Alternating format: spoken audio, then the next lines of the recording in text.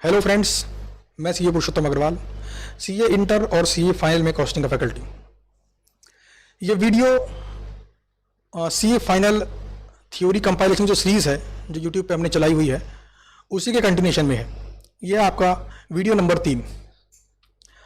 YouTube पर अगर आपने पहली 2 वीडियोज़ नहीं देखी हैं तो यूट्यूब पर डली हुई है, तो आप जाकर पहले वो 2 वीडियोज़ देख लीजिए और उसके बाद देखिए ये वीडियो नंबर 3। तो चलिए शुरू करते हैं आज की वीडियो। इस वीडियो को शुरू करने से पहले आपको फिर से याद करा दूं कि YouTube की इस सीरीज़ के अंदर हम CA final, strategic cost management and performance evaluation के अंदर जितने भी इंपॉर्टेंट थ्योरीज हैं, मॉडल्स हैं, प्लस जो केस स्टडीज़ हैं, उनके ऊपर डिटेल में बिल्कुल डेप्थ में एनालिसिस करेंगे, डिस्कशन करेंगे और हर बात को बहुत ही गहराई से समझेंगे कि किसी भी व्यक्ति ने कोई मॉडल लिखा तो क्यों लिखा, उसके पीछे क्या रीज़न थे, उस मॉडल को अगर आप अपनी कंपनी में इंप्लीमेंट कर दें तो उससे आपको क्या एडवांटेज होगा, किसी भी कंपनी को क्या एडवांटेज होता है। तो चलिए निकाल लीजिए स्टडी मटेरियल का पेज नंबर 1.15।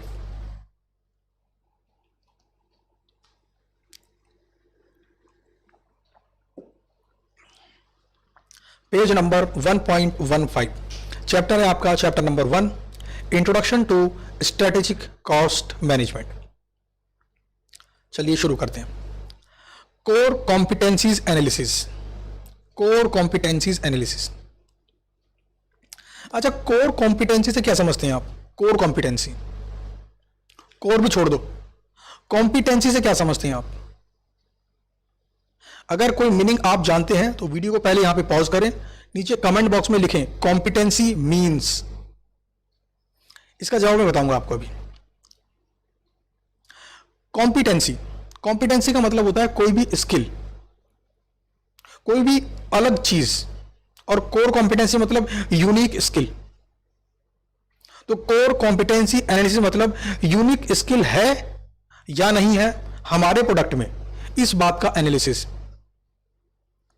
अगर आपको यह चेक करना है कि आपकी कंपनी जो प्रोडक्ट मार्केट में बनाकर बेचती है उस पर मोटा प्रॉफिट कमा पाएगी कि नहीं, तो चेक करो आपके प्रोडक्ट के अंदर क्या कोई कोर कॉम्पिटेंसी है, आपके प्रोडक्ट के अंदर क्या कोई यूनिक स्किल है, आपके प्रोडक्ट के अंदर क्या कोई यूनिक फीचर है।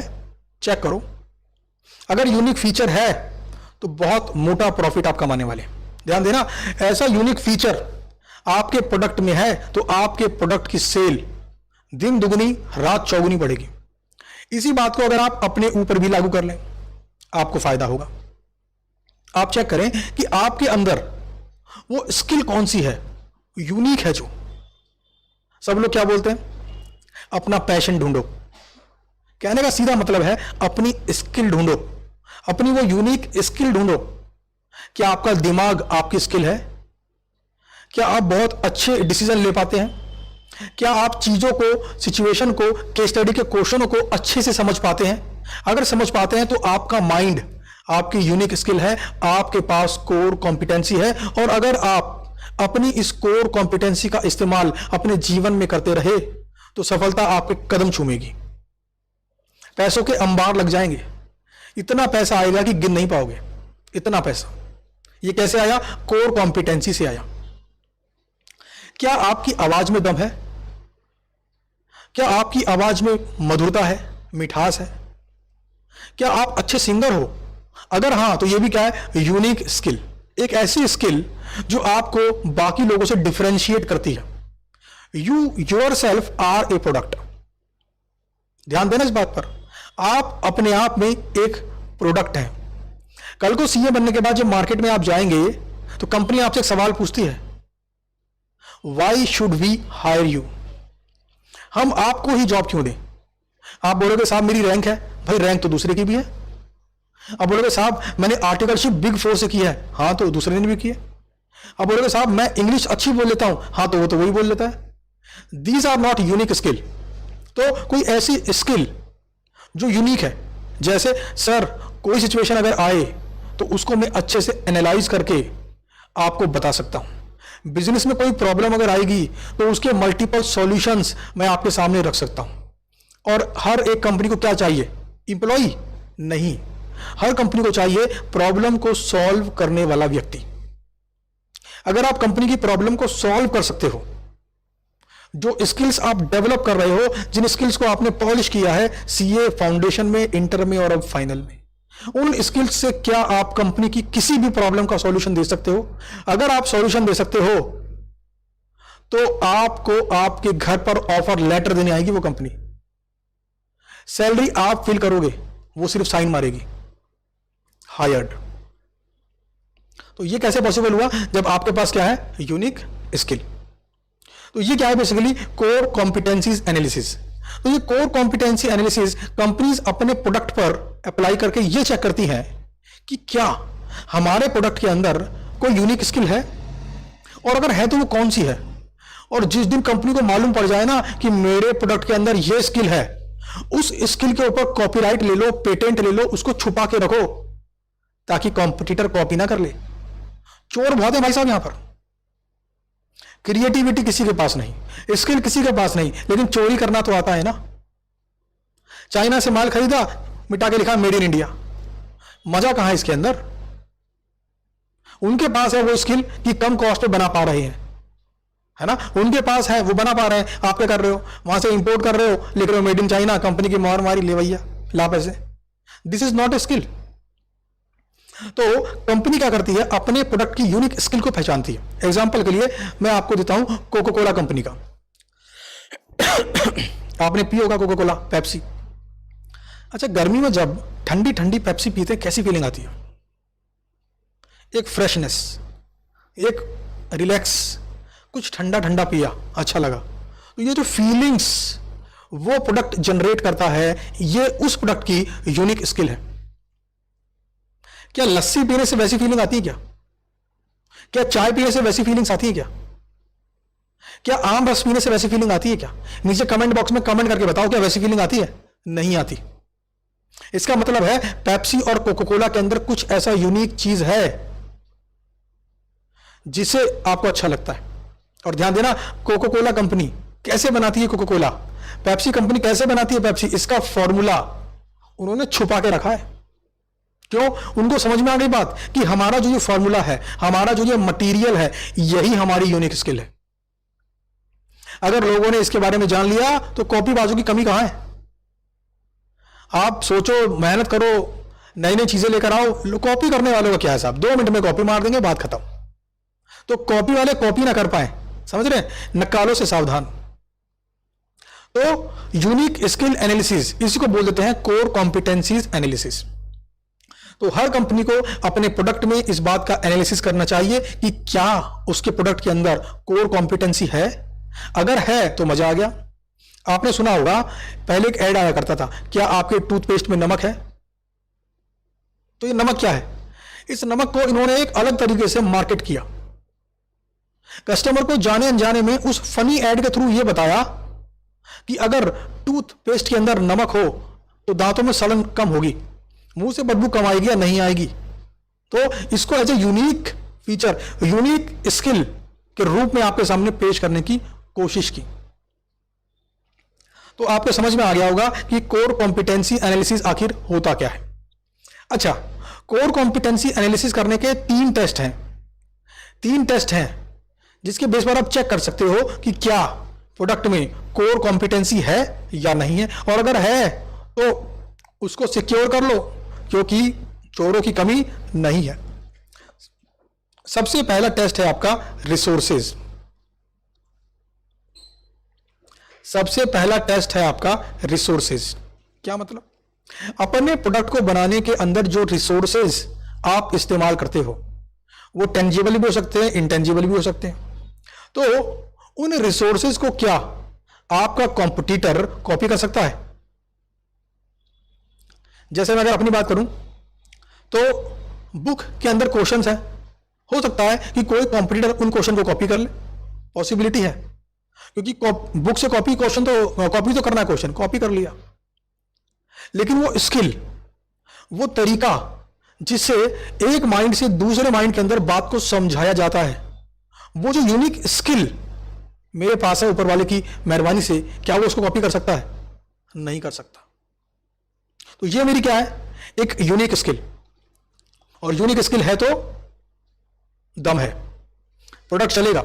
तो जो रिसोर्सेज आपके प्रोडक्ट को बनाने में आपने यूज किए हैं, अगर उन रिसोर्सेज को आपका कॉम्पिटिटर कॉपी ना कर पाए, चोरों की कमी नहीं है साहब, कॉपी ना कर पाए, तो समझ जाना कि आपका प्रोडक्ट यूनिक स्किल रखता है। आपके प्रोडक्ट में अगर आप थोड़ा सेलिंग प्राइस बढ़ा भी दोगे तब भी कस्टमर खरीदेगा।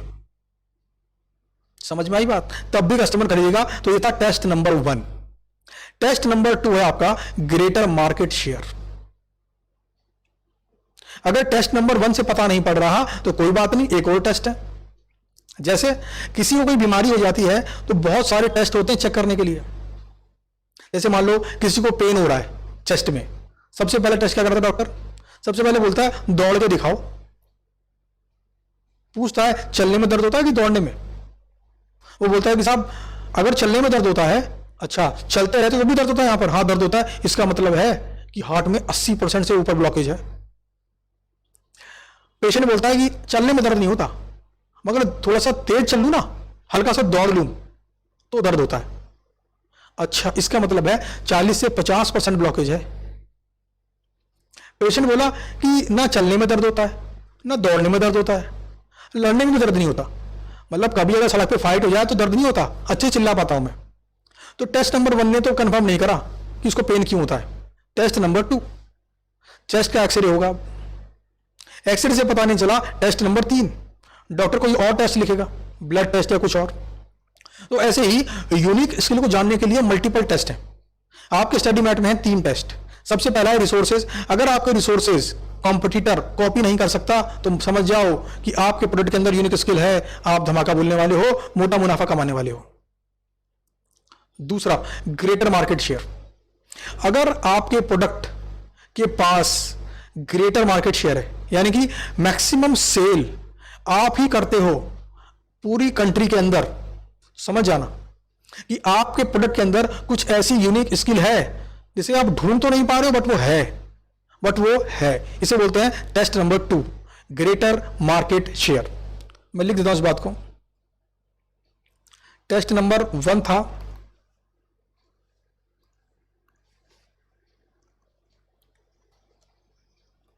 रिसोर्सेज, टेस्ट नंबर 2 है ग्रेटर मार्केट शेयर, और टेस्ट नंबर 3 है एंड प्रोडक्ट बेनिफिट्स। अगर प्रोडक्ट के अंदर मिलने वाले बेनिफिट, प्रोडक्ट से मिलने वाले बेनिफिट इंक्रीज होते हैं तो समझ जाना आपके पास, आपके प्रोडक्ट में कोई यूनिक स्किल है। तो यूनिक स्किल होना बहुत जरूरी है। इसी के बाद आप बिगेस्ट मार्केट शेयर को कैप्चर कर सकते हो, पूरे का पूरा मार्केट शेयर आपका होगा। एग्जाम्पल के लिए करता हूं बात गूगल सर्च इंजन की। गूगल का जो सर्च इंजन है ना, बड़ा ही एफिशिएंट है। आप कुछ भी सर्च करो तो रिसेंट टॉपिक, रिसेंट डिस्कशन और रिसेंट आर्टिकल्स आपको सबसे पहले दिखाएगा। यानी कम से कम समय में आपको फटाफट आपके सवाल का जवाब देगा गूगल। इसी प्रकार की उसकी एफिशिएंसी है। तो ये क्या है गूगल की यूनिक फीचर, कोर कॉम्पिटेंसी, जिसकी सहायता से इसने पुराने कुछ सर्च इंजन्स को मार्केट से आउट कर दिया है। पहले याहू सर्च इंजन बहुत चला करता था, बट अभी गानों में भी आ गया है कि गूगल करके देख लो, यानी गूगल पे सर्च मार लो। अच्छा, प्रोडक्ट के अंदर अगर यूनिक स्किल होना तो कस्टमर को मिलती है हाई वैल्यू फॉर मनी। ध्यान देना जरा इस बात पर, high value for money, high value for money. मैंने मार्केट से फोन लिया, ऐसा ही सिमिलर फोन मार्केट में 20,000 का था, मान लीजिए मैंने 11,000 में लिया। 11,000 का ये फोन और 20,000 का वो फोन, दोनों में सेम फीचर, दोनों की एक्सपेक्टेड लाइफ भी सेम। मैंने बोला यार मैं 11 वाला चूज करूंगा, मैं कॉस्टिंग का टीचर हूं भाई, कॉस्ट बेनिफिट एनालिसिस, समझदारी से निर्णय लूंगा, फाइनेंशियल नॉन फाइनेंशियल दोनों फैक्टर देखूंगा। तो मैंने बोला मैं ये फोन लूंगा। मेरे दोस्त ने बोला कि यार मैं 20,000 वाला फोन लूंगा। मैंने कहा ठीक है भाई, आप लो 20,000 वाला फोन और मैं लूंगा ये 11,000 वाला फोन। क्योंकि मैं क्या हूं, मैं तो वॉरेन बफेट फॉलोवर हूं, एक पैसा खर्च करने से पहले भी कॉस्ट बेनिफिट एनालिसिस करता हूं, वरना इतनी पढ़ाई करने का और इतनी समझ डेवलप करने का, इतनी स्किल डेवलप करने का क्या फायदा अगर आप अननेसेसरी वेस्टेज करते हो, तो कोई एडवांटेज नहीं है। ठीक है, तो हाई वैल्यू फॉर मनी। 2 साल हो गए, 2 साल के अंदर मेरा ये फोन चकाचक चल रहा है, टनाटन, कोई दिक्कत नहीं। और 2 साल में उसने अपने फोन को चेंज कर दिया है। क्यों? उसका फोन बार बार हैंग होने लगा था, बार बार हैंग होने लगा था। अब बताओ जरा, इस फोन को खरीदकर क्या मुझे वैल्यू फॉर मनी मिला? मैंने 11 दिए और अभी भी काम कर रहा है। सेटिस्फैक्शन, यार मजा आ गया यार। कल को अगर ये फोन खराब हो जाए 2 साल बाद, 3 साल बाद, सपोज करो खराब हो गया, इलेक्ट्रॉनिक आइटम है, तो बताओ नया फोन में कौन सा खरीदूंगा? फिर से इसी कंपनी का। और अब हो सकता है कि शायद मेरा दोस्त वो भी इसी कंपनी का फोन खरीदे, पॉसिबिलिटी है। तो यहां पर मुझे क्या मिला? एक यूनिक फीचर, इसकी अच्छी बैटरी लाइफ, समझ रहे हो, इसकी अच्छी एक्सपेक्टेड लाइफ, इसकी बेटर परफॉर्मेंस, ये सब क्या इसका यूनिक फीचर। तो मुझे क्या मिला? High value for money. मैंने खर्च किए मैकडी के अंदर 100 रुपए, और बर्गर खाने के बाद जो मजा आया उसकी वैल्यू मेरे लिए ज्यादा है। वो फीलिंग, ये मजा आ गया, उसकी वैल्यू 100 रुपए से ज्यादा है। मेरा दिल नहीं दुखा। मैं पिज्जा हट में गया, मैंने पिज्जा खाया 400 रुपए का, 500 रुपए का, उसे खाने के बाद अच्छा तो लगा, लेकिन मन में आ गया नहीं यार 500 रुपए ज्यादा है यार। कैफे कॉफी डे में गया, 250 रुपए की मैंने कॉफी पी, कॉफी तो अच्छी लगी, वहां का एनवायरमेंट भी अच्छा था, आराम से बैठे, गाने वाने चल रहे थे, कूलिंग वूलिंग प्रॉपर थी, मस्त माहौल था। लेकिन 250 रुपए की कॉफी पीने के बाद मुझे लगा कि यार थोड़ी सी महंगी लग रही है यार ये। अगर ये 100, 125, 150 की रेंज में होती ना तो रीजनेबल होती। तो इसका मतलब क्या है कि मुझे वैल्यू फॉर मनी नहीं मिला। हो सकता है अगली बार मैं कैफे कॉफी डे में ना जाऊं, कोई और ऑल्टरनेटिव कॉफी हाउस हो वहां चला जाऊं। मैं चायोज में गया, मैंने वहां पर चाय ली इलायची वाली, वहां पर अलग अलग प्रकार की चाय मिलती है, इमली की चाय, आम की चाय। मैंने बोला इलायची वाली चाय दो, उसने 50 रुपए की चाय दी मेरे को। मैंने चाय को पिया, चाय को पीने के बाद मुझे अच्छा लगा, वहां का एनवायरमेंट अच्छा लगा, सीटिंग अरेंजमेंट अच्छा लगा, तो मुझे लगा कि हाँ यार वैल्यू फॉर मनी है। तो देख रहे हो, अगर कस्टमर को आपने हाई वैल्यू फॉर मनी दे दिया, कस्टमर को अगर आपने हाई वैल्यू फॉर मनी दे दिया, इसका मतलब है आपने अपना काम कर दिया। अब वो कस्टमर जिंदगी भर के लिए आपका है, आप ही को रेफर करने वाला है। वो अपने दोस्तों को ये बोलेगा कि चायोज में जाकर चाय पीना, मैकडी का ये वाला बर्गर खाना, मजा आ जाएगा। तो वैल्यू फॉर मनी, तो ये है कोर कॉम्पिटेंसी एनालिसिस। बाकी स्टडी मैट में लिखा हुआ है, डिटेल में आप पढ़ लेना। चलिए आगे बढ़ते हैं, पेज नंबर 1.19 पे आ जाइए। 1.19 पढ़ने में तो मजा आ रहा होगा ना आपको, पढ़ने में मजा आना चाहिए। प्रैक्टिकल एग्जांपल और टू द पॉइंट, रीजन पता होना चाहिए कि कोर कॉम्पिटेंसी एनालिसिस क्या है ये। अब मैं आपको बोलूं कि लिखो जरा नीचे कमेंट बॉक्स के अंदर, what is core competency analysis. लिखो जरा, 20 शब्दों के अंदर लिख के दिखाओ जरा। लिख दोगे आप तो लिखो, फिर वीडियो को यहीं पे पॉज करो, नीचे लिखो, ताकि मुझे पता चले कि जिस डिटेल के अंदर और जिस डेप्थ के अंदर मैं आपको चीजों को समझा रहा हूं, आपको मजा आ रहा है। मैं भी क्या चाहता हूं, आपको मजा आए। वैल्यू फॉर मनी, वैल्यू क्या, मनी क्या? आपका जो टाइम है ना, जो आप 1 घंटे कोने में फोन को लेकर हेडफोन लगाकर वीडियो को सुन रहे हो, ये आपका टाइम है, it is cost for you. अगर 1 घंटा टाइम देने के बाद आपको कुछ मिलता है, आप क्या बोलोगे? सर मजा आ गया, वैल्यू फॉर मनी। तो यही है कोर कॉम्पिटेंसी एनालिसिस। 1.19 निकाल लीजिए।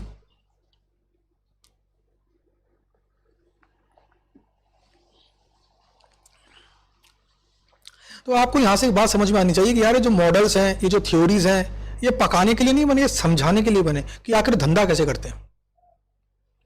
फर्स्ट क्लास से ग्रेजुएशन तक जो हम सीखते हैं ना, प्रैक्टिकल लाइफ में उसका यूज बहुत ही कम होता है। ऐसा मेरा ओपिनियन है, ऐसा मेरा मानना है। फर्स्ट क्लास से ग्रेजुएशन तक जो हम पढ़ते हैं, हिस्ट्री हमने पढ़ी, कहाँ यूज हो रही है? हमने sine theta, cos theta, tan theta, कहाँ यूज हो रहे हैं सब? मैं तो यूज नहीं कर पा रहा इनको। लेकिन सीए में जो पढ़ाई होती है ना, खासतौर पर सीए फाइनल में, सीए फाइनल की पूरी पढ़ाई, आठों के आठों सब्जेक्ट डेडिकेटेड है प्रैक्टिकल नॉलेज के ऊपर, practical experience, practical exposure. Practically कैसे होता है यहां पर हम सीखते हैं। तो इस strategy, cost management and performance evaluation वाले सब्जेक्ट में जो चीज आप सीखोगे ना, वो अमूल्य है, अनमोल है। बिजनेस की प्रॉब्लम्स को कैसे सॉल्व किया जाता है, कैसे आइडेंटिफाई करें कि आपके प्रोडक्ट में क्या दम है, और अगर दम नहीं है तो कैसे दम डेवलप करें। एक बार ये बात समझ गए तो कोई बिजनेस करना हर कोई चाहता है, लेकिन बिजनेस करने की समझ कि आखिर सोचना कैसे है, ये एक अलग पैरामीटर है। 20 पॉइंट लिखे मिल जाएंगे आपको बिजनेस करने के लिए, ये करो, ये करो, ये करो, ये करो, ये करो, ये करो, लेकिन समझने का नजरिया, सोचने का तरीका ये कहां से मिलेगा? कैसे पता पड़े कि एक बिजनेसमैन धीरू भाई अंबानी के सुपुत्र है ना, ये सब कहां से लाते हैं नॉलेज, और कैसे सोचते हैं लोग, इनका तरीका क्या है सोचने का।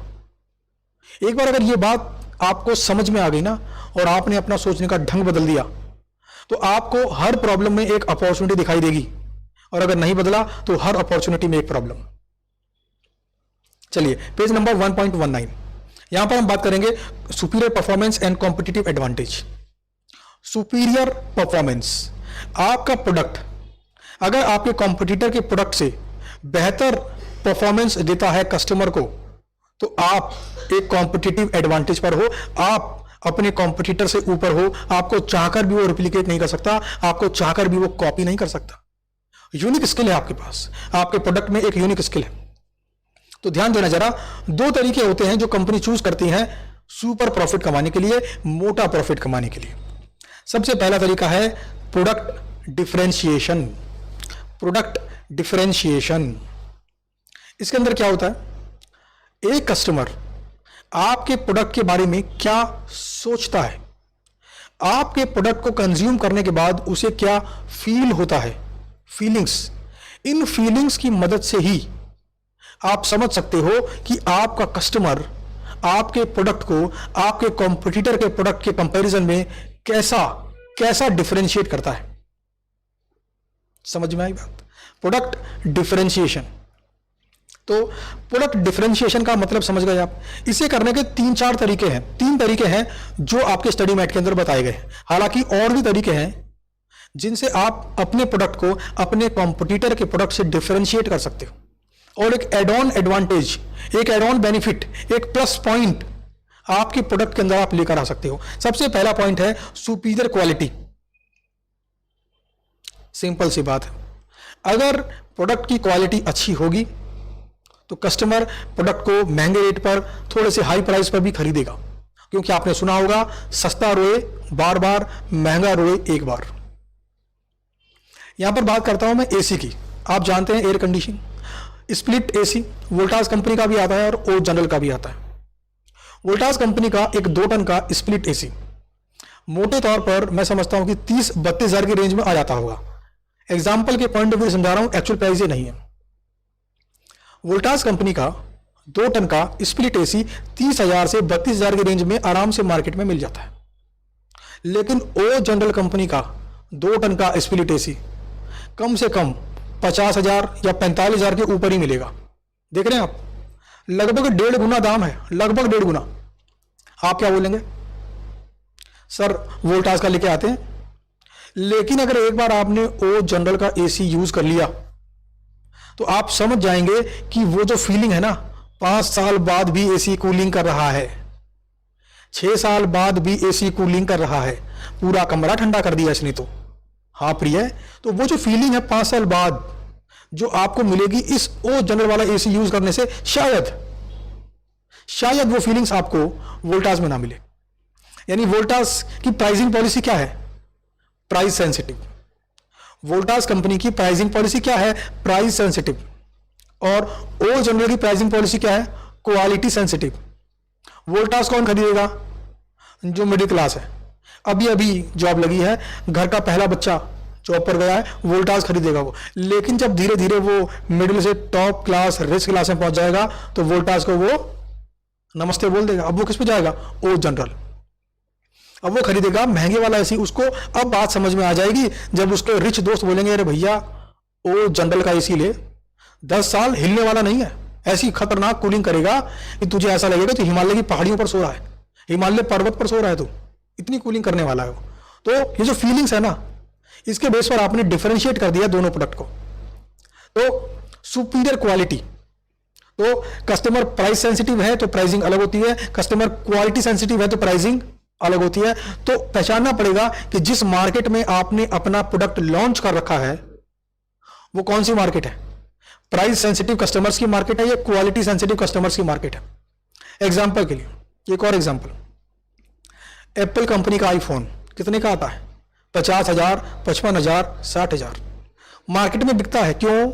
उसका फोकस है सिर्फ वही कस्टमर जो नए नए फीचर्स को यूज करना चाहते हैं, जो नए नए टेक्नोलॉजी टर्म्स यूज करना चाहते हैं, जिनको रिसेंट अपडेटेड मॉडल चाहिए, जो बोलते हैं मेरा फोन मेरी रेपुटेशन का प्रतीक है। जब फोन पे लिखा होता है और एक आधा खाया हुआ एप्पल छपा होता है तो सामने वाला हक्का बक्का हो जाता है कि साहब 50,000 का फोन लेके घूम रहे हो आप। तो इसकी वो मार्केट है। तो क्वालिटी पर ध्यान दिया, प्राइस तो ले ही लेगा फिर। जबकि बाकी एंड्रॉइड फोन्स क्या करते हैं, वो है प्राइस सेंसिटिव। इंडिया में एवरेज इनकम कम है, इंडिया के अंदर पॉवर्टी थोड़ी ज्यादा है, तो वो ऐसी प्राइस रेंज लेके आते हैं कि लगभग हर कस्टमर खरीद सके। ये स्केल पर काम करना चाहते हैं, लो प्राइस बट स्केल। और कुछ लोग बोलते हैं स्केल नहीं, हमें चाहिए प्रीमियम कस्टमर।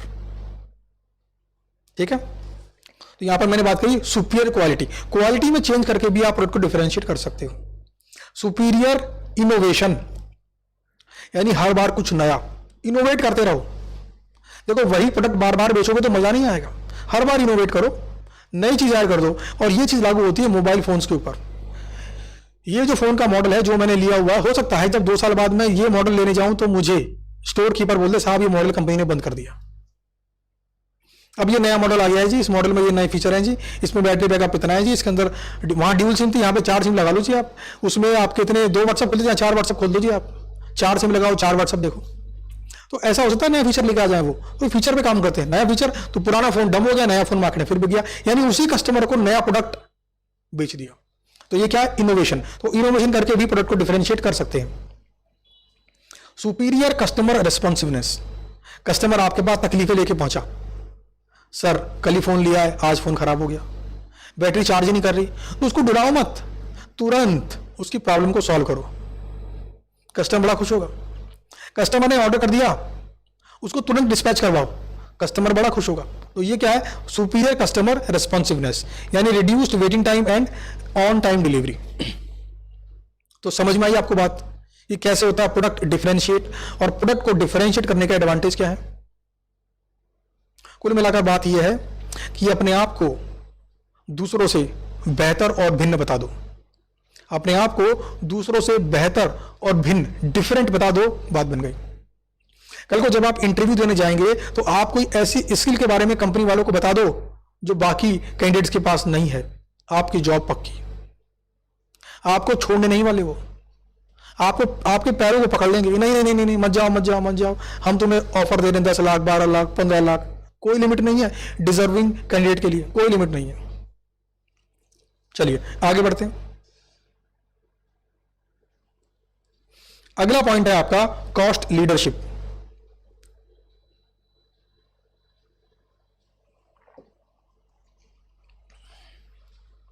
इतने कम कॉस्ट पर प्रोड्यूस करो कि आपका सेलिंग प्राइस कॉम्पिटिटर की कॉस्ट पर यूनिट से कम हो, मार्केट से कॉम्पिटिटर आउट। इसे बोलते हैं कॉस्ट लीडरशिप, यानी कि उस्ताद हो आप कम कॉस्ट पर बनाने में। तो बताओ जरा पूरे वर्ल्ड के अंदर कौन सी वो कंट्री है जो कॉस्ट लीडरशिप रखती है। सोचो, वीडियो को यहीं पे पॉज करो और नीचे कमेंट सेक्शन में कमेंट करके बताओ कि कौन सी वो कंट्री है। चाइना, सबसे कम कॉस्ट पर फिनिश गुड्स बनाकर वो कंट्री आपको दे सकती है।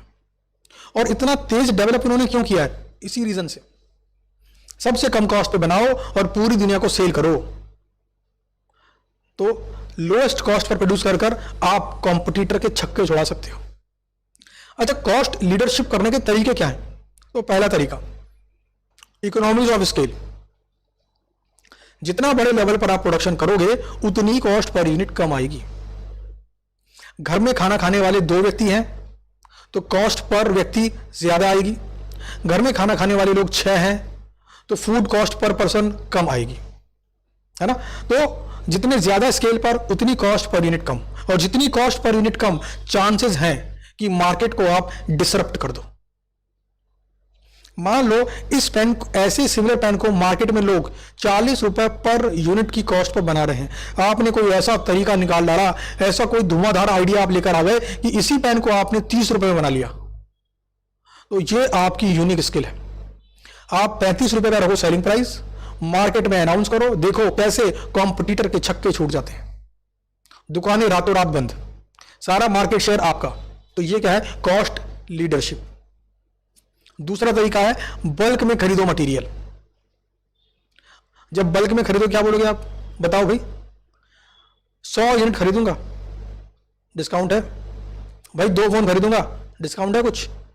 2 घर खरीदूंगा, डिस्काउंट है कुछ। 2 कार खरीदूंगा, डिस्काउंट है कुछ। तो बल्क में खरीदो, डिस्काउंट लो, कॉस्ट पर यूनिट ऑटोमेटिक कम आ जाएगा। तीसरा एक और तरीका है गवर्नमेंट फंडेड तरीका। आप ऐसी जगह अपनी प्रोडक्शन फैक्ट्री लगाओ जहां पर गवर्नमेंट ने कुछ एडवांटेज दे रखे। जैसे मैं एग्जांपल लेता हूं आपको आंध्र प्रदेश का। अभी कुछ टाइम पहले यहां पर मोदी गवर्नमेंट की एक स्कीम थी कि कोई भी नई फैक्ट्री यूनिट यहां पर खोलो और आपके 5 इंप्लॉइज की 5 साल की पेमेंट, सैलरी पेमेंट गवर्नमेंट करेगी आपके बिहाफ पर। उनको सोचो, काम कर रहे हैं कंपनी के लिए और उनको सैलरी कौन दे रहा है? मोदी गवर्नमेंट। तो ये ऐसी जगह जहां पर गवर्नमेंट डेवलपमेंट करवाना चाहती है, वो अनाउंस करती है कि फलाना एरिया के अंदर कोई अगर अपनी फैक्ट्री लगाएगा तो वहां पर ये एडवांटेज मिलेगा, वो एडवांटेज मिलेगा, टैक्स में छूट मिलेगी या टैक्स नहीं लगेगा। तो आइडेंटिफाई करो ऐसी कौन सी जगह है जहां पर काम करके कॉस्ट कम हो सकती है। कॉस्ट कम हो गई तो कॉम्पीट करना आसान हो जाएगा। तो उम्मीद करता हूं आपको दोनों बातें समझ में आ गई होंगी, product differentiation and cost leadership. Leader बनो कम कॉस्ट पर प्रोड्यूस करने में, प्रोडक्ट को डिफरेंशिएट कर दो, आपका प्रोडक्ट आपके कॉम्पिटिटर से बेहतर हो कस्टमर की नजर में। कस्टमर को ऐसी फीलिंग आए कि आपका प्रोडक्ट अलग है, इसमें अलग क्वालिटी है, उसको ऐसी फीलिंग्स आए। और फीलिंग्स ही तो मेन चीज है। कस्टमर ने एक बार ऐसा फील कर दिया, कस्टमर को आपने ऐसा एक बार फील करा दिया, बन गई बात। तो कस्टमर को यह बात पता होनी चाहिए कि आपके प्रोडक्ट में दम है। चलिए अब इसके बाद आ जाइए, इसके ऊपर एक केस स्टडी है पेज नंबर 1.29 पर।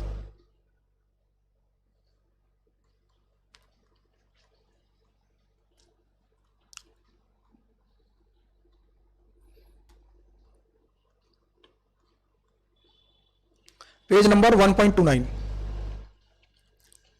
तो स्टडी मैट का पेज नंबर 1.29 निकाल लीजिए।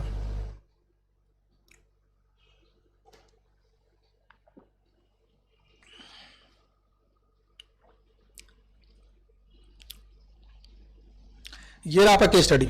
इसे पढ़ेंगे डिटेल में, समझेंगे क्या बोलता है क्वेश्चन, फिर समझेंगे चाहता क्या है ये, और फिर समझेंगे इसका आंसर क्या है।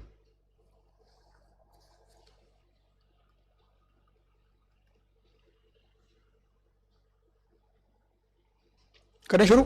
चलिए जी। Wireless is a manufacturer of mobile phones. ये कंपनी क्या बनाती है जी? मोबाइल फोन बनाकर मार्केट में बेचती है। अच्छा, the company operates in a market that is dynamic, extremely competitive and consumer centric. Normal सी बात है, आपस में कंपटीशन बहुत है मोबाइल कंपनीज के बीच में। The market is broadly fragmented into those customers who are price conscious, looking only for basic feature, and those who are technology savvy, wanting to try out the latest offering. Wireless manufactures phone that cater to both these segment. यानी कि 2 प्रकार के mobile phone ये company बनाती है। एक mobile phone वो बनाती है जिसमें बेसिक फीचर है। किसके लिए? उन कस्टमर के लिए जो प्राइस सेंसिटिव है, जिनकी पेइंग कैपेबिलिटी कम है, जो कम कॉस्ट पर फोन चाहते हैं। और दूसरा कौन सा? दूसरा वो कस्टमर जो बोलते हैं पैसे की कमी नहीं है, हमें चाहिए लेटेस्ट फीचर, नई टेक्नोलॉजी, पैसे की कमी बिल्कुल नहीं है। तो उनके लिए new feature, latest feature, price क्या होगा? थोड़ा सा high. Mobile A has the very basic features that a customer requires from a phone. It is marketed to attract price conscious customer. यानी उस मोबाइल का नाम क्या है जो प्राइस सेंसिटिव कस्टमर के लिए बनाती है company? Mobile A. There are many other manufacturers who have similar product offering for this market. Underline करो इस लाइन को.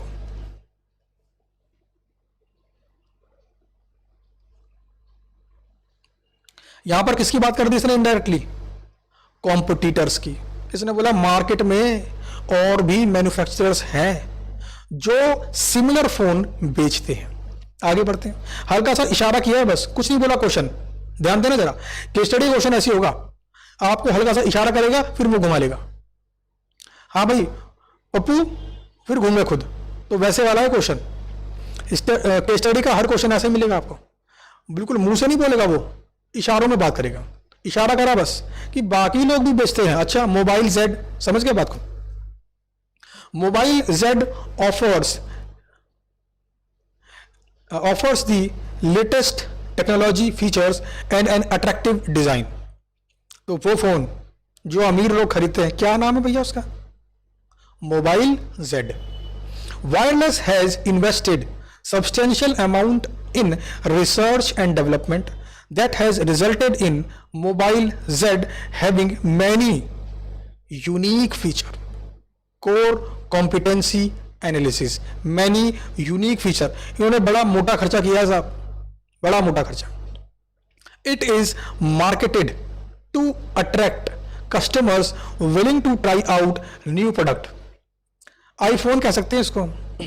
The research has also yielded result whereby a large section of design of mobile A and Z can be standardized to have similar component and engineering. ध्यान देना जरा, उसी component से दोनों mobile बन सकते हैं.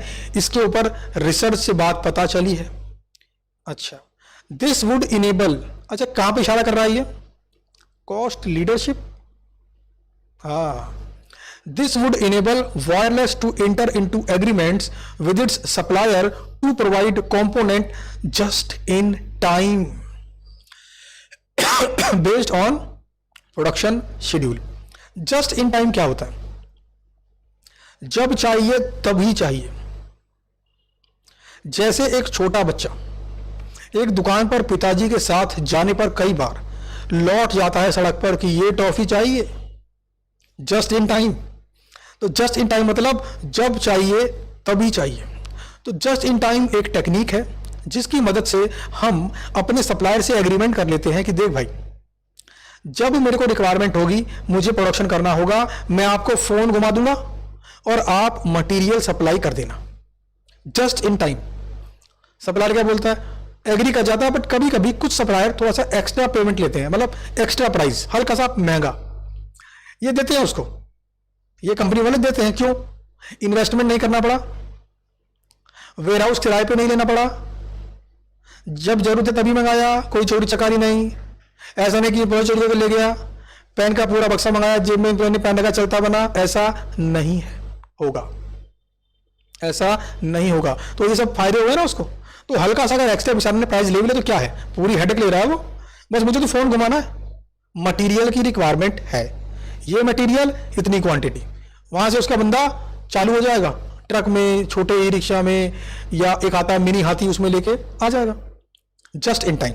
तो इन लोगों ने भी क्या करा है, इस कंपनी ने भी क्या करा है, सप्लायर के साथ एग्रीमेंट कर लिया है. देखो, एग्रीमेंट करना बहुत जरूरी है यहां पर. अगर लिखित में एग्रीमेंट नहीं करा तो बिजनेस वर्ल्ड के अंदर धोखे बहुत खाने पड़ते हैं. लिखित क्या बोलते हैं कि जब किसी को उधार देते थे ना, पहले तो ऐसा बोलते थे कि पहले लिख फिर दे, जरूरत पड़े तो कागज से ले. यानी कोई भी काम करने से पहले, उधार माल बेचने से पहले, पहले लिख क्या उधार दिया फिर दे. अगर गड़बड़ हो जाए, अगर वो झूठ बोले कि मैं तो पे कर चुका हूं, तो कागज से ले, दिखा उसे कागज कि देख भैया उधार लेके गया था. तो पहले लिख फिर दे, जरूरत पड़े लिखे हुए से ले. कैसा लगा डायलॉग? अच्छा लगा तो नीचे कमेंट करके बताइए. तो लिखित एग्रीमेंट की काफी इंपॉर्टेंस है. तो कंपनी ने लिखित एग्रीमेंट कर रखा है. With this change, the quality of mobile A is expected to improve and there by improving its sale. जरा ध्यान देना, जस्ट इन टाइम कर लेने से, साथ ही में सिमिलर कंपोनेंट से ए और जेड को बनाने की टेक्निक से, यहां पर क्वेश्चन ने क्या बोला, मोबाइल ए के अंदर कुछ इंप्रूवमेंट आ रहा है क्वालिटी के अंदर, क्वालिटी में इंप्रूवमेंट, कॉम्पिटिटर से बेहतर, कॉम्पिटिटर से बेहतर core competency analysis, market capture यानी कि मोटा मुनाफा होगा। आगे बढ़ते हैं। Online shopping has given customers complete access to the price of phones offered by different manufacturers. यहां पर ये क्या बात कर रहा है, जो कॉम्पिटिटर्स हैं वो किस प्राइस पर बेच रहे हैं इसकी जानकारी बड़ी आसानी से मिल जाती है।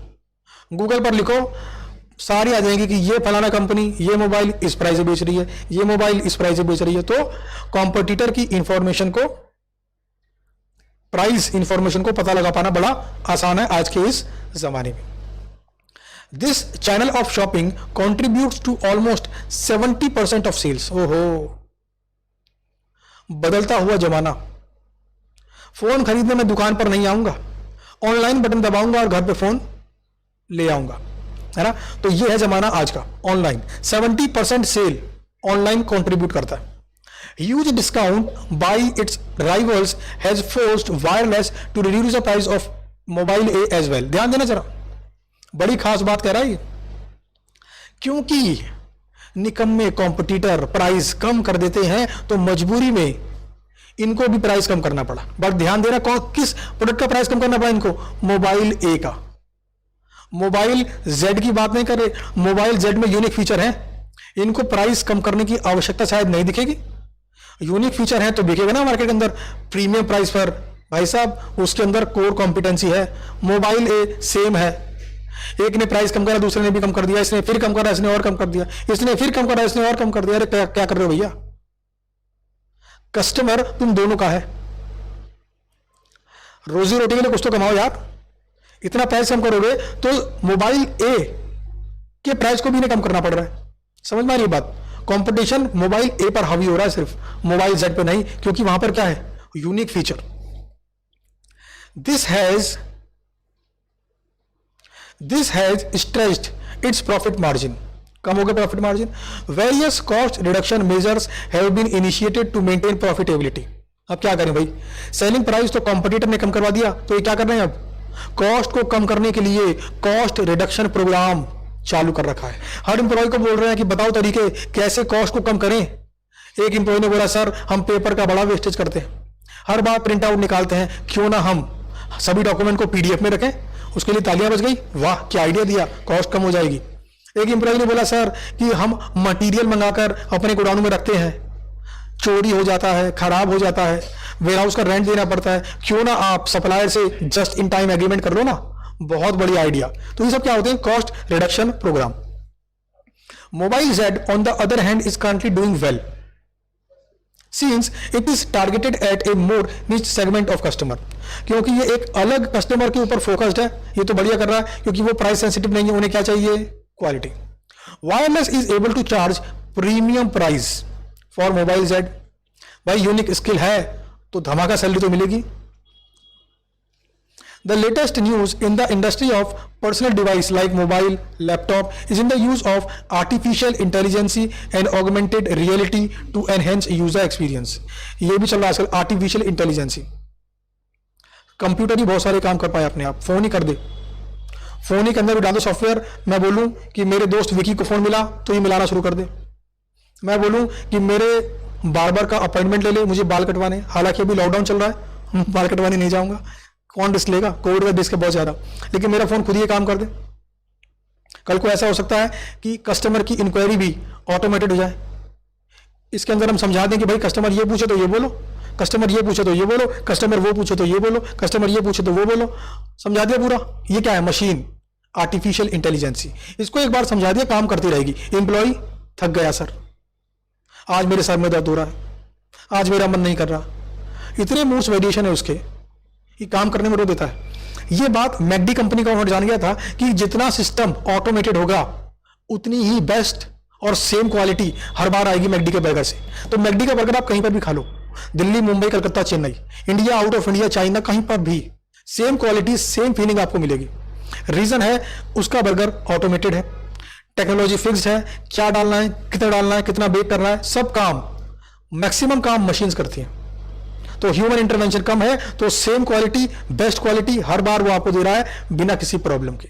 आपके आसपास में जो भैया बर्गर बेचते हैं उनके पास चले जाओ, हो सकता है उनकी चटनी आज अच्छी हो, ताजा चटनी खाने में मजा आ गया, 2 दिन बाद गए पता लगा चटनी तो बेकार थी, उन्होंने परसों वाली चटनी पेल दी, अरे खिलाओ ना यार, किसको स्वाद आने वाला यार। समझे बात को? ह्यूमन इंटरवेंशन, आलस करना, अरे कौन बनाएगा, अरे चेपो भैया। तो क्वालिटी में इंप्रूवमेंट नहीं आ रहा है, क्यों? ह्यूमन इंटरवेंशन ज्यादा है, तो कोशिश करो मैक्सिमम काम कौन करे, मशीन। तो इसीलिए बढ़ते हुए जमाने के अंदर आर्टिफिशियल इंटेलिजेंसी का स्कोप बढ़ता जा रहा है।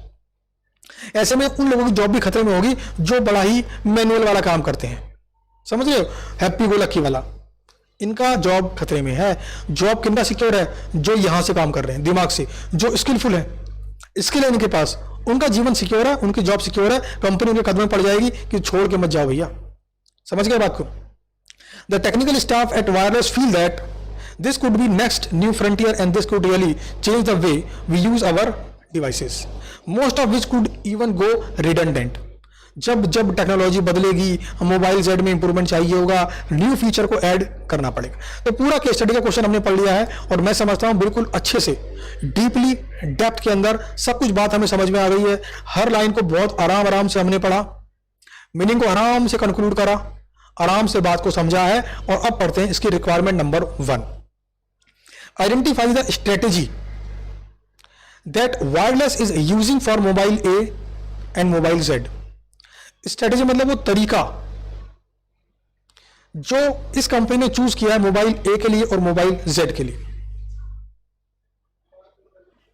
तो mobile A, mobile Z, mobile A के लिए जो तरीका इस कंपनी ने चूज किया है, अगर आपके दिमाग में आंसर आ गया है तो वीडियो को पहले यहीं पॉज करें और नीचे कमेंट सेक्शन के अंदर इसका आंसर लिखें।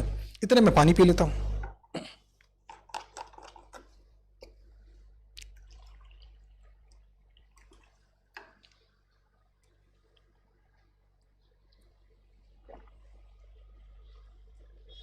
लिखा आंसर, लीजिए जवाब। लो कॉस्ट स्ट्रेटेजी, कॉस्ट लीडरशिप। कैसे पता पड़ा? बार बार कॉस्ट को कम करने के अंदर बात की गई, कॉस्ट रिडक्शन मेजर को इंप्लीमेंट करने की बात की गई, जस्ट इन टाइम की बात की गई। अब क्योंकि कॉम्पिटिटर बार बार प्राइस कम कर रहा है तो इनको प्राइस कम करना पड़ रहा है, प्रॉफिटेबिलिटी को बढ़ाने के लिए कॉस्ट को कम करने की बात की गई। तो इन तीनों चारों बातों से मुझे पता पड़ा कि मोबाइल ए के लिए कंपनी की जो स्ट्रेटेजी है वो है लो कॉस्ट स्ट्रेटेजी। ये सारी बातें जो मैंने आपको वर्बली बताई, बस इसी को आंसर में लिख देना है कि मोबाइल ए के लिए company is using low cost strategy. वही 3-4 रीजन जो मैंने आपको बताया, cost reduction program, trying to reduce cost to improve profitability, entering into agreement for with just in time agreement with supplier, है ना? तो entering into agreement with supplier for just in time supply। Mobile Z की बात करते हैं, तो mobile Z के अंदर जरा कमेंट करके बताओ। तो इसकी स्ट्रेटेजी है प्रोडक्ट डिफरेंशिएशन। यहां पर इसने कहीं पर भी ये बात नहीं बोली कि मोबाइल जेड के प्राइस कम करना है। यहां पर क्या बात बोल रहा है कि कल को आर्टिफिशियल इंटेलिजेंसी का स्कोप बढ़ता जा रहा है तो हमें मोबाइल जेड के ऊपर ध्यान देना होगा। मोबाइल जेड के अंदर नए नए फीचरों को ऐड कर रखा है ताकि कॉम्पिटिटर से प्लस पॉइंट पर आ जाए। तो इन दोनों बातों से पता पड़ता है कि मोबाइल जेड के लिए इनकी स्ट्रेटेजी है प्रोडक्ट डिफरेंशिएशन स्ट्रेटेजी। समझ में आई बात? आंसर आपको ऐसे लिखना है कि मोबाइल जेड की strategy product differentiation strategy. Reason आपको पता चल ही रहे। Requirement number 2। हाँ, और जब आंसर लिखोगे तो आंसर लिखना पॉइंट वाइज, लंबे लंबे पैराग्राफ मत बनाना। एक लाइन 2 लाइन लिखी फिर नया पॉइंट, एक लाइन 2 लाइन लिखी फिर नया पॉइंट। सेकंड है requirement, discuss the risk involve in each of these strategy. ये कह रहा है कि इन स्ट्रेटेजी को फॉलो करने में रिस्क क्या है। आखिर ये कंपनी जब बार बार मोबाइल ए का प्राइस कम कर देती है अपने कॉम्पिटिटर के प्राइस कम करने पर, तो रिस्क क्या है? जरा सोचो और नीचे कमेंट बॉक्स में कमेंट करके बताओ। रिस्क नंबर 1, बात कर रहा हूं मोबाइल ए की। मोबाइल ए के अंदर लो कॉस्ट स्ट्रेटेजी कंपनी लगा रखी है, बार बार प्राइस कम कर देती है, अगर कॉम्पिटिटर भी कम कर दे तो। रिस्क नंबर 1, ऐसी प्राइस वॉर से कस्टमर का फायदा होता है, कंपनी का नहीं। एक रियल लाइफ एग्जांपल है कोका कोला कंपनी का और पेप्सी कंपनी का। कुछ समय पहले, आज से 10-12 साल पहले, इन दोनों के बीच में कंपटीशन डेवलप हो गया। इन दोनों ने अपने प्राइजेस को कम करना चालू किया। 300 ml की इनकी एक बॉटल आती है, पहले वो बॉटल ये 10 रुपए की बेचा करते थे। इतना कंपटीशन इन दोनों ने आपस में किया कि उसे कम करते करते 5-6 रुपए तक ले आए। सोचो इससे किसका फायदा हुआ? कंज्यूमर का, कस्टमर का। कंपनी का पर्पस क्या है? कंपनी ने जब अपना विजन, मिशन, ऑब्जेक्टिव लिखा था तो क्या लिखा था? कस्टमर को फायदा पहुंचाना है, प्रॉफिट कमाना है, शेयर होल्डर को उनका इन्वेस्टमेंट जस्टिफाई करना है। प्रॉफिट तो कमा ही नहीं रहे। तो पहला रिस्क क्या है? अगर ऐसे ही प्राइस वॉर होती रही तो प्रॉफिट कम होता रहेगा। रिस्क नंबर 2, अगर ज्यादा प्राइस कम कर दिया तो कहीं ना कहीं क्वालिटी में कमी आएगी। यह बात आपको माननी पड़ेगी कि जो लोग कम प्राइस पर अपने प्रोडक्ट को बेचते हैं उनके अंदर अपने प्रोडक्ट में इंप्रूवमेंट करने की वो मोटिवेशन, वो एनर्जी नहीं होती है, और इसी वजह से उनकी क्वालिटी में कमी आ जाती है।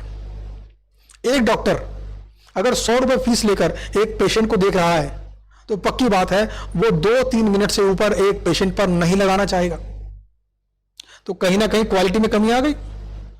लेकिन एक दूसरा डॉक्टर जो एक सीटिंग के 1000 रुपए ले रहा है, भाई साहब 15 मिनट तक पेशेंट से पूछेगा हर प्रकार से, आपकी तबीयत कब से खराब हुई, आपको कैसा फील हो रहा है, आपने इससे पहले कौन सी मेडिसिन ली, आपने कहां से मेडिसिन ली, अच्छा कहां पे दर्द है, अच्छा कितना दर्द है, चलते हो तब भी दर्द होता है, बैठते हो तब भी दर्द होता है, आपकी कोई पुरानी रिपोर्ट है जो आप दिखा दोगे? तो आप महसूस करो 1000 रुपए तो दिया आपने, दिल तो दुखा होगा, लेकिन जो क्वालिटी आपको मिल रही है वो अनकंपेरेबल है। तो दूसरा risk, less price leads to less quality.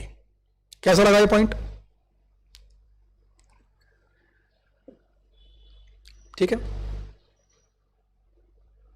Risk number 3, अगर प्राइस पर कॉम्पीट करना ही स्ट्रेटेजी बना लिया और किसी कंपनी ने ऐसा निर्णय ले लिया कि वो कॉस्ट से कम प्राइस पर मार्केट में अपना प्रोडक्ट बेचेगी, कॉस्ट से कम प्राइस पर मार्केट में अपना प्रोडक्ट बेचेगी, तो क्या होगा? ये तो वही बात हो गई, पैसा जलाकर दिवाली मनाना। पटाखे नहीं खरीदे, अपने घर में गए, नोटों का बंडल लेकर आए, चौराहे पे खड़ा किया, आग लगा दी, ये वही चीज हो जाएगी। तो ये 3 रिस्क हैं मोबाइल एक ही लो कॉस्ट स्ट्रेटेजी के अंदर। आपको तीनों बातें समझ में आई कि नहीं समझ में आई? कुछ और भी पॉइंट जो आपके मन में आते हो उसको आप आंसर में लिख सकते हैं। स्टडी मैट के अंदर आपको इसका आंसर मिलेगा, उसको भी एक बार आप गो थ्रू कर सकते हैं। जो मैं आपको समझा रहा हूं एग्जाम में, इसको भी आप लिख सकते हैं। बेसिकली केस स्टडी के क्वेश्चन का मतलब है आपके दिमाग को ओपन करना। ओपन करना मतलब ये नहीं कि दिमाग को मतलब तोड़ देना, आपकी स्किल को डेवलप करना, आपकी सोचने समझने की क्षमता को डेवलप करना, ताकि आप डीपली सोच पाओ। अब बात करते हैं मोबाइल जेड। मोबाइल जेड की क्या है? Product differentiation strategy. इसका मतलब है कि इस कंपनी का मोबाइल जेड बाकी कॉम्पिटिटर्स के मोबाइल के कंपैरिजन में एक्स्ट्रा फीचर रखता है। तो ध्यान देना जरा, अगर कॉम्पिटिटर उन एक्स्ट्रा फीचर्स को कॉपी कर ले तो प्रॉफिट खत्म हो गया, हाई प्राइस चार्ज नहीं कर पाओगे। उसने तो कॉपी करना भैया, को कॉपी कर लेगा, चोरों की कमी नहीं है साहब, कॉपी कर लेगा। तो आपको इंश्योर करना है कि आप इंप्रूवमेंट करते जाओ, कर कॉपी, इंप्रूवमेंट करते जाओ। वो दबे कदम आएगा, कॉपी करता जाएगा, लेकिन आपको इंश्योर करना है कि कॉपी ना कर पाए। आपको अपने रिसोर्सेज के ऊपर पेटेंट लेना है, कॉपीराइट लेना है, ट्रेडमार्क लेना है आपको अपना। तो आपके फॉर्मूले को वो कॉपी ना कर पाए तभी तक है। तो ये रिस्क है। अगर उसने आपके रिसोर्सेज को कॉपी कर दिया, आपके फीचर्स को कॉपी कर दिया, तो कंपनी को नुकसान हो जाएगा, कंपनी हाई प्राइस चार्ज नहीं कर पाएगी। रिस्क नंबर 1 था ये। रिस्क नंबर 2, मोबाइल जेड है क्वालिटी सेंसिटिव कस्टमर के लिए। क्वालिटी की बातें कब करता है आदमी? जब जेब भरी हो, जब जेब भरी हो, जेब में पैसा पड़ा हो, बैंक बैलेंस अच्छा खासा हो, तब बात करता है वो कि भाई क्वालिटी से मतलब है पैसे की कमी नहीं है। लेकिन जैसे अभी वक्त चल रहा है, इकोनॉमी की हालत खराब है, हर किसी की जेब में कमी आई है, इनकम में कमी आई है। ऐसे में अगर quality sensitive customer price sensitive customer में कन्वर्ट हो गया तो मोबाइल जेड बिकेगा ही नहीं। जैसे इस टाइम पर, कोविड के इस टाइम पर कुछ आइटम्स ऐसे हैं जो नहीं बिक रहे हैं, जैसे श्रृंगार के साधन, जैसे वो होते हैं ना लिपस्टिक जो आती है लेडीज के लिए, फीमेल्स के लिए, या कोई ब्यूटी प्रोडक्ट क्रीम्स हो गई, या कोई परफ्यूम हो गया, तो आजकल मार्केट में ये कम बिक रहे हैं। आजकल लोग खरीद रहे हैं बेसिक नीड्स की चीजें, तो आजकल ये कम बिक रहे हैं। तो रिस्क नंबर 2, अगर quality sensitive customer price sensitive customer में कन्वर्ट हो गया तो आपकी स्ट्रेटेजी किसी भी काम की नहीं रहेगी। तीसरा रिस्क है डेवलपमेंट इन आर्टिफिशियल इंटेलिजेंसी, और ये बात तो आपको केस स्टडी में दी गई थी। कल को अगर आर्टिफिशियल इंटेलिजेंस ने जोर पकड़ा, जो कि पकड़ेगी, तो ऐसे में मोबाइल जेड में ये स्ट्रेटेजी को कब तक फॉलो करोगे, तो ये एक प्रकार का रिस्क है। तो दोनों के मैंने 3-3 पॉइंट आपको बताए। आपके मन में कोई और पॉइंट आ रहा है तो वो भी आप आंसर के रूप में लिख सकते हैं, लेकिन आंसर लिखते वक्त कितने नंबर का आया है इस बात को जरूर देखना चाहिए।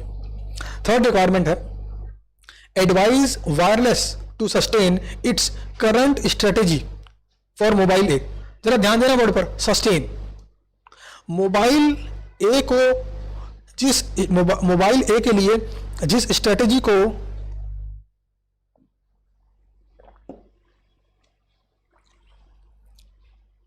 मोबाइल ए के लिए जिस स्ट्रेटेजी को ये कंपनी फॉलो कर रही है उसे अगर सस्टेन करना हो तो एडवाइस करो, यानी कि तरीके बताओ कैसे कॉस्ट कम हो।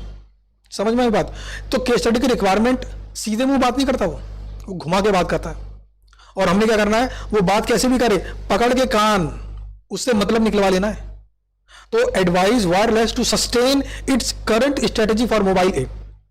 कुल मिलाकर बात यह है कि कम कॉस्ट पर कैसे बनाए, तरीके बता दो भाई साहब कंपनी को। तो लो भाई, तरीका नंबर 1, इकोनॉमीज ऑफ स्केल, बड़े लेवल पर प्रोडक्शन करो। सिर्फ इंडिया में क्यों बेच रहे हो, पूरे वर्ल्ड में बेचो। ऑनलाइन का जमाना आ गया, वेबसाइट पे एंट्री करना है बस, कहीं से भी आए ऑर्डर डिस्पैच करो, कंपनीज हैं। दूसरा, बल्क में खरीदो मटेरियल, सप्लायर से डिस्काउंट लो। तीसरा, मोबाइल जेड के ऊपर जो रिसर्च करते हो, जो खर्चा करते हो, कोशिश करो कि उस खर्चे की जो लर्निंग्स है उस लर्निंग्स को आप मोबाइल ए में इंप्लीमेंट कर सको। इसके लिए नया खर्चा मत करो।